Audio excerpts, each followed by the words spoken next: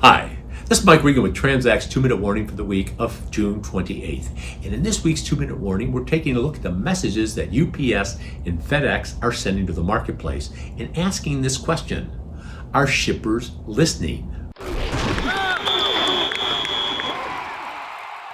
Back in the fourth quarter of 2020, Transect, along with our friends from CSE&P and NASDAQ, hosted 3 Code Red webcasts that featured senior executives from major transportation companies talking about what was going on in the marketplace, along with some predictions about what shippers would experience in 2021. Now, if you're interested in listening to those, they're available for you over at transact.com. And the reason why you might want to gander over there is because these predictions have come true this year. So that's why we weren't too surprised when we saw things like FedEx's recent announcement a couple of weeks ago that said they were pruning, or in essence, not going to do business with 1,400 shippers. Then last week, UPS got some attention when they announced their peak season surcharges.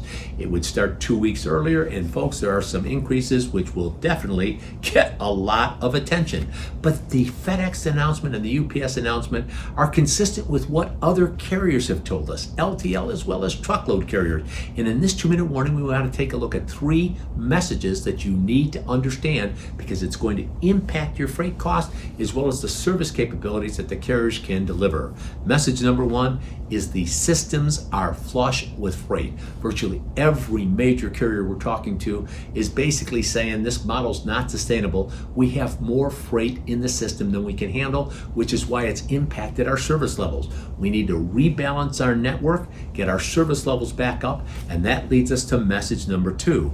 In order to accomplish that, we can be highly selective about who we choose to do business with.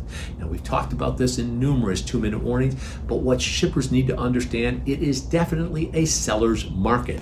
Now, the third message you need to understand: in a seller's market, it is imperative that you understand how the carriers view your business. Many of you are not using a carrier scorecarding system. That's why we recommended last week you go to transact.com, download the carrier yield test, give it to your carriers. The carriers have told us it is a great tool that facilitates a dialogue about how the carriers do in fact see your business.